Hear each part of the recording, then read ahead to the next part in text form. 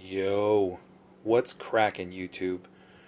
This is your buddy Pope Cerebus, and I'm stoked to want to get to this haul video here real quick.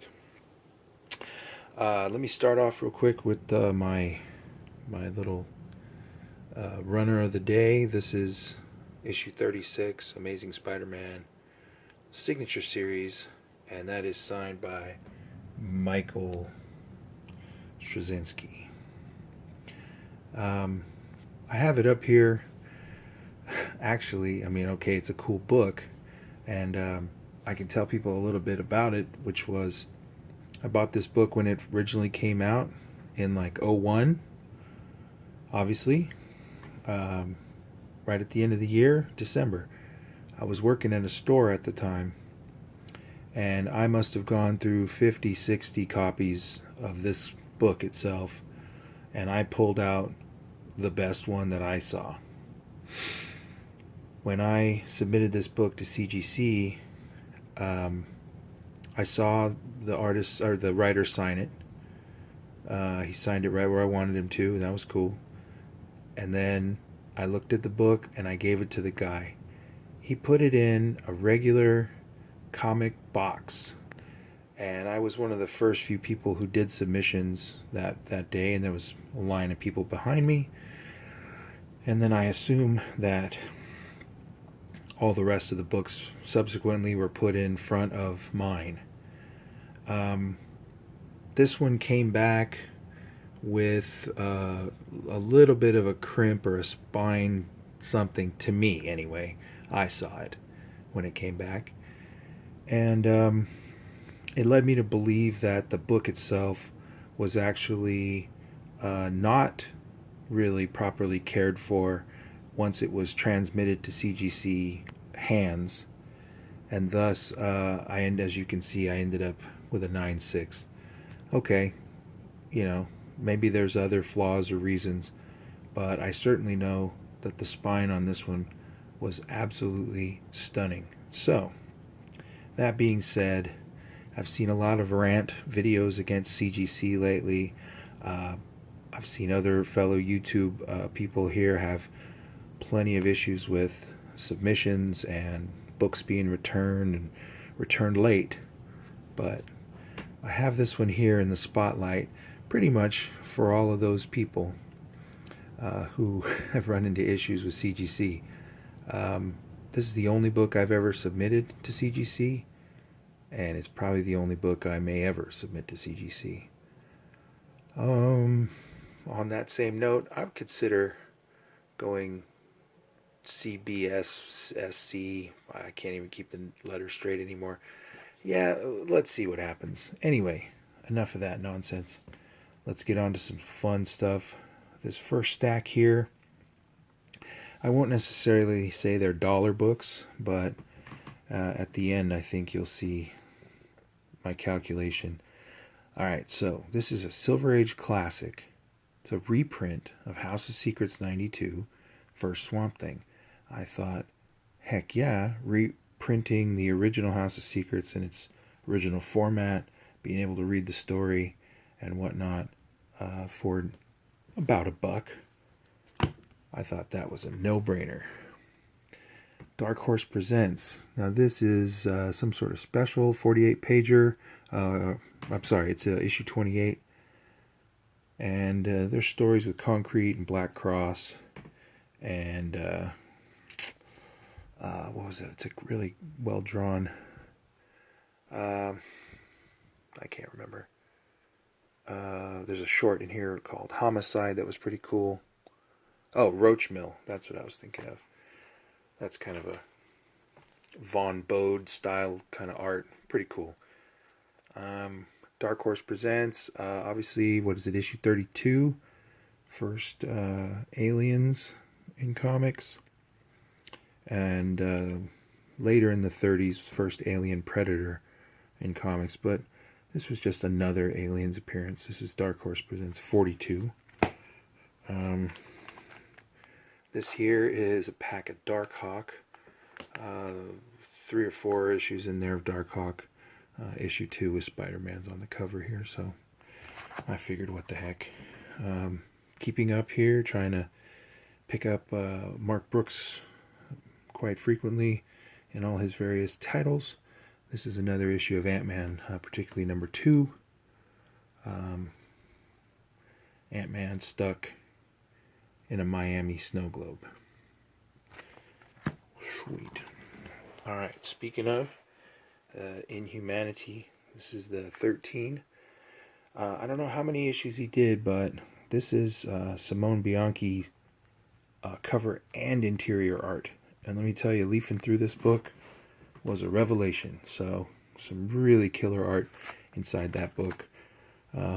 New Avengers 13. These books, they say $3, but they were all half off. And so I just picked up some Missing DC Rebirth. This is Aquaman 6. Just a really cool hieroglyph relief looking cover. Looks like it was carved out. I carved out some more issues from the Flash run. Issue 6, Godspeed. I'm not sure, honestly, about any of these significance or first appearance. I just found B covers of Flash that looked killer, and I picked them up. This is number 7, Tag, You're Dead. Alrighty, Flash, number 8. Kid Flash in this one. I've always wondered, who is the fastest man alive? I thought it was that Jamaican dude. Flash, number 9.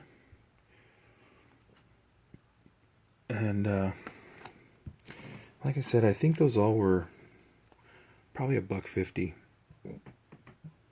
This one here, I love this, Flash 306. But it says here it was the premiere of Dr. Fate in this issue. And definitely likes me some Dr. Fate, so I just picked that up. The price on it said $5, so it was half off that. Bermeo, Suicide Squad 8 for half cover, sure. These books here were legitimately dollar books. I just thought this was cool. Wolverine cover, Death's Head. That was Death's Head 2, number 2. These are all just books to fill in parts of my Avengers run in the 300s. Really good condition. It's the only reason I was picking those up. I saw some others that would have filled in my whole in the run, but I left them. They were too busy getting spine ticked. These tend to be missing in a lot of the Avengers early 300 runs, 316, 317, because it's a Spidey appearance. Here's the next one. The Spidey Avengers appearance, 317, 330. Was a pretty cool cover. Picked this up solely for the cover as well. Right on. By the way, check out Doom 143. He's doing a really cool thing. He's hooking up a sale of some books and maybe just donations in general for Houston Hunger Bank, Food Bank. Check it out. It's probably still going on right now. But anyway, a little shout out to Doom and also the Doom cover here. Issue 35, West Coast Avengers. Speaking of Avengeance, this was West Coast Avengers 55. Just clean copy. I thought, whatever. Issue 100 of New Mutants. Kind of screwed up on this one a bit because I thought I was grabbing the first Itsy Bitsy, but this is issue 9. This was the issue right after it. Oh well. These were awesome. I'm so glad I found some of these. These are, this one here is an upgrade. This is the 53 Punisher, that first series.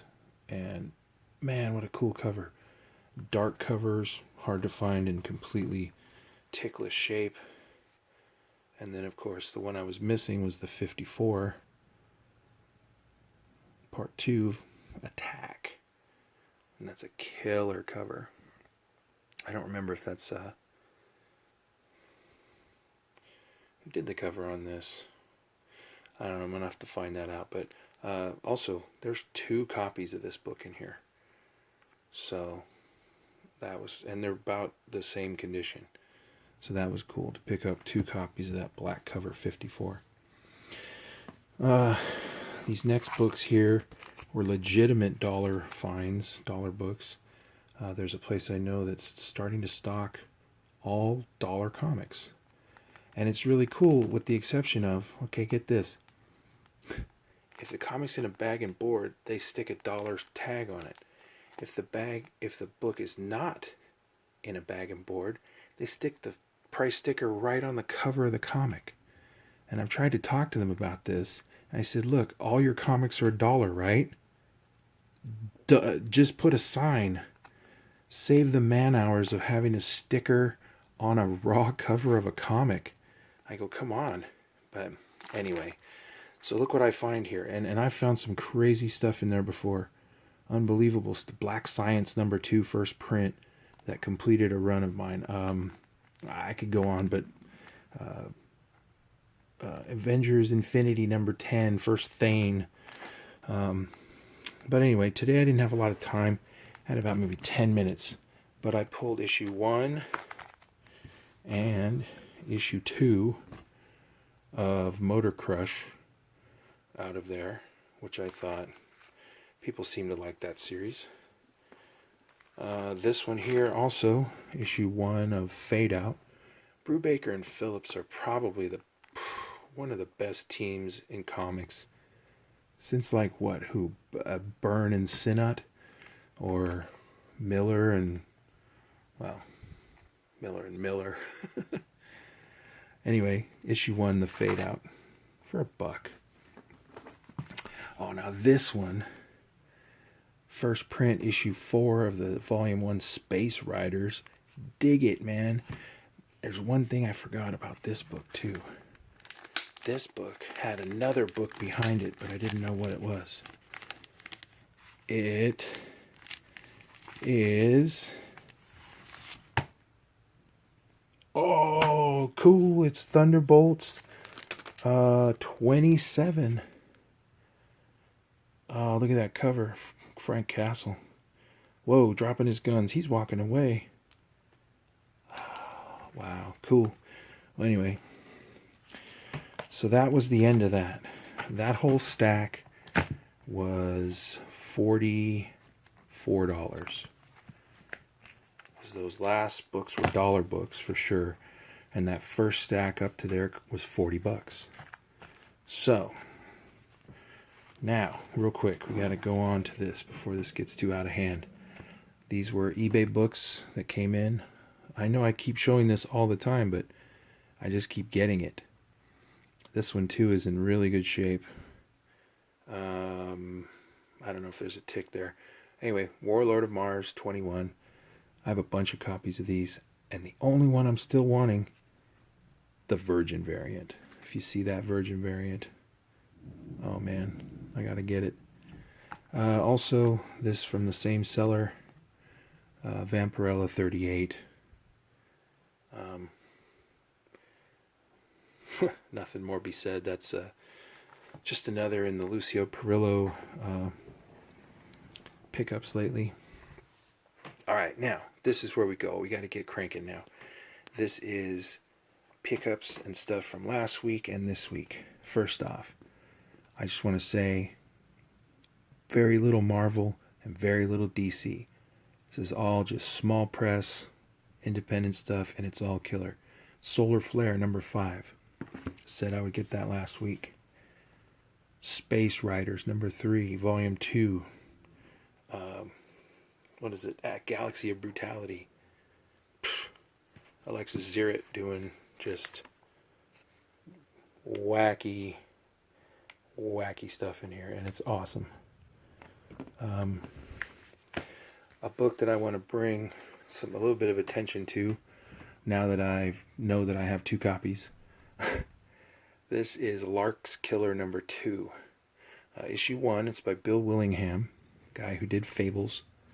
But why do I have this? Because that there is a Jenny Friesen cover, and that there is awesome.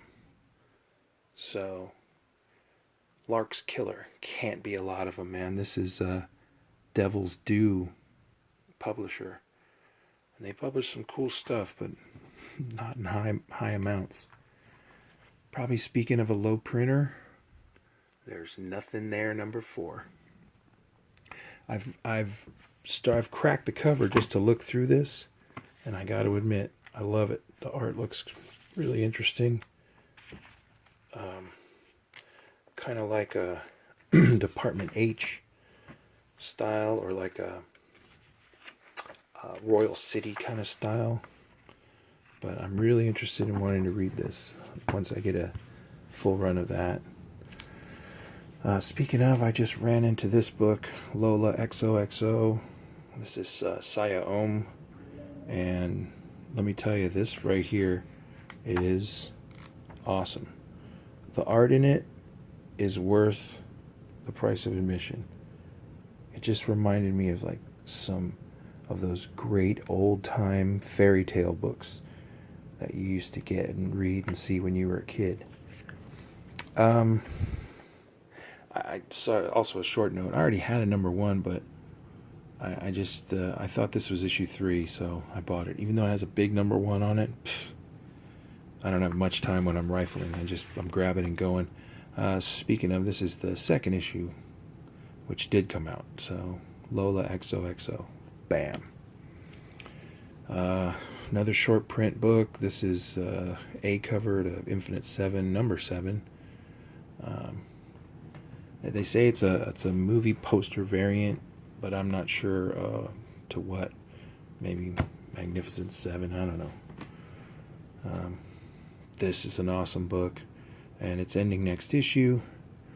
But Savage Things, about kids trained from a young age to be assassins, and then what happens to them once they integrate and rebel in the real world.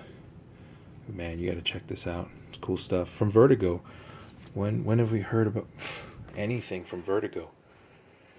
Here we go. Walking Dead 171. Yeah, it's the pink one. Yeah, no, it's not the pink one. The comic store I go to either didn't know what I was.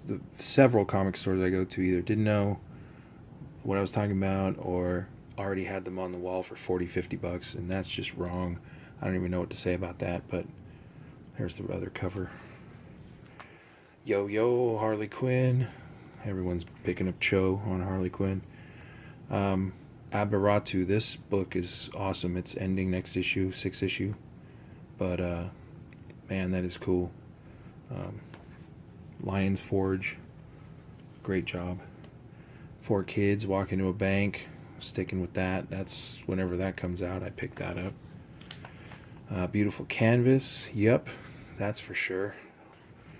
Motor Crush is now back up and running again, and that was one of the 4 covers. I don't know any one significant over another. I just picked it up. Heavenly Blues, short printed book, I'm sure, from Scout Comics, but it looked really cool, the interior. It's one that I just like it. It's just kind of my vibe. I like this idea. Jazz Maynard, this issue 3, and I've been buying 2 copies of that the whole time, just cause. Wow, this is really I don't know who's reading it, but man, this is a crazy book. Wicked and Divine. I don't even know what issue. 31, that's what I thought. And I don't know how I ended up with that cover. Maybe I just said it was the blacker cover. Speaking of the blacker cover, booyah, look at this. Darth Vader. I think this book itself, this cover itself, convinced me that I need to go back and pick up some Vader. Not to mention that I still want the Mark Brooks, I don't know why, the number 1. It's out of hand. Number 6, World Reader. It's a great story by Aftershock. Number 6, one of the few Marvels, Jessica Jones. I've been sticking with that. Hey, everybody look for the other cover on this one too. It is pretty cool, and I'm still not sure why I didn't get it. But the other cover is just a close-up face with someone looking over a telephoto camera lens. It's very cool. Check it out. Quick, shorten this up to the point. I bought the full stack run of 1 through 5 Predator, and everyone's been saying that's a great read, so I will believe them. This here was something that I found on, just ran across it, and I saw this one being shown as one of those B covers. It's kind of cool that people have been holding up, sort of like an homage cover, but either way, Superwoman number 10. It's got kind of like that distressed look about it, and it's got the little fake price sticker on the actual book cover. Anyway, that was pointed out on a video recently, the live stream from 9-2 Crew. Right on, you guys. Thanks for posting. I managed to find another cover of this one, number 2, Sisters of Sorrow. I'd love to have a few copies of this hanging around when this thing possibly might blow up. You don't know. Nuns with Guns. Just a weird Cerebus thing. I saw this thing, Low Society, which kind of is a nod to High Society from the first runs of Cerebus, but I had to pick that up. As I warned everyone last week, Batvark number 1. I'll be honest, I don't know what's going on, but you know, I'm always game to pick up anything. It's like this, but right now there's a lot going on. I think Dave Sim, the writer and artist of Cerebus, has had problems lately, and he can't draw. So all of what they're doing in these, and all those Cerebus going to hell, is they're just taking and cutting out old art, or having other people do backgrounds or something, and they're reprinting stuff. But I don't know, it's got Cerebus in it, and I could give a crap, so I picked it up. Kind of same like with this one. I had this weird Valiant rant on my last video saying that I loved everything I've seen that I've picked up from Valiant, but I can't get into it. I can't do it. If I do it, I'm going to be all the way in, and that's not going to work right now. But I've been keeping up with the J.G. Jones covers for Rapture, and that's one of them right there. Sweet. But I'm not buying Valiant. Okay? Even if I'm showing you Valiant from time to time. Probably my favorite book still, Stray Bullets. The last issue was hilarious. This issue, I can only imagine it's that much crazier. But there you go. Go Monster. Coming to the end here, a couple key things I thought were cool to pick up was this issue 2 variant. Just a great cover, yellow cover. Everything pops. Should have bought it the first round, but I saw it right before they were all gone, and I grabbed it. I think I got this for, I think it was $5. The store I go to has this thing where if you buy the regular cover, which I did here, Astonishing X-Men 3, you can get a variant at cover price as well. So I chose the obviously the Matina variant on this one, and instead of paying the marked up price, I got it for cover as well. Speaking of something I wish I could get for cover, finally Hulk 22, totally awesome Hulk 22. No, I did not pay 50 or 60 or whatever people say this book is going for now. But I did miss out on 3 previous attempts to buy that would have been under, 2 were under 15 and 1 was under 20. I got this actually with bid and ship for $25.60, I think, $25. bucks, which to have it, I guess, right on. Um, I also came to find out that my issue 19, Totally Awesome, is actually a second print. I didn't even scrutinize it that hard, and I went back and realized it had the blue logo and not the yellow. So I am now on the hunt for a 19. So if anyone was smart and stocked up a bunch of 19s, hit me up in the comments, man. Um, I'm just beside myself with this whole phenomenon. Do I like the new character? Wolver Hulk? Hulkverine? I think Wolver Hulk, but no one went with that. Whatever. Anyway, such a weird character that people have told me about. People have come at this in different ways, like licensing rights and the character's not going to get used and it's just a gimmick or something. But it's pretty cool. I mean, if I read the story up through 20. I'm not sure if I've read 21, and I've certainly not read this 22. But anyhow, there's a little bit for the end of this vid. Wow, that's just been like a week and a half. I guess not counting. Well, I don't know how to put it into words, but that stack there, I'll bet that was $100. Maybe a shade over $100. But $150 in a week and a half. So that's where we're at. I'm not sure what everyone else does or what all you guys are doing or what you can or can't afford, and I totally understand that. But I'm gonna need to figure something out because I don't know if I can maintain. And the bigger question is, a lot of people have said, are you trying to maintain just to be on YouTube? I'll be honest, I would bought these books anyway, and I would have, questioned whether I was going to do this thing or buy that thing to say, oh, I can get this book for like $20, $50. So I'm a collector, and that's what I dig, so I'll do it.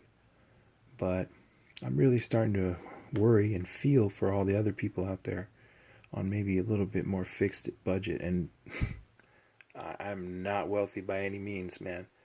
And that's part of my conundrum in collecting right now, is that I'm really looking to finish some runs of older books. I'm only missing a couple issues here and there. But now the spike in prices, I don't know about anybody, but I haven't been able to win an auction on eBay in a long time for a decent book. Books that I think that are going to go for 50 and 60 are ending for like 80 and 90. And books that I think are going to go for 100, 150 are going for like 400 or 390. And I'm starting to trip. I'm starting to be like, hey man, maybe it's time to pull the cork and start, unloading. I say that, but I've very rarely sold anything. Sorry I'm going on at the end of this, but I don't know. It's really difficult. I recently sold something too. I sold an entire run of Iron Fist. And it's funny because the first thing I did when I let him go and got the cash is I went on eBay to see if I can buy the run back. So that kind of tells you where I'm at. But that foray into selling only told me one thing. It's a seller's market right now. I could have gotten way more for those books than I actually asked. And I've only realized that in the now trying to buy them back. So anyway, something to think about, or something to maybe talk about or something. I don't know. I'm just throwing it out there. I'm just telling you where I'm at in my experience. But anyway, from beautiful Southern California, Pope Cerebus, peace out.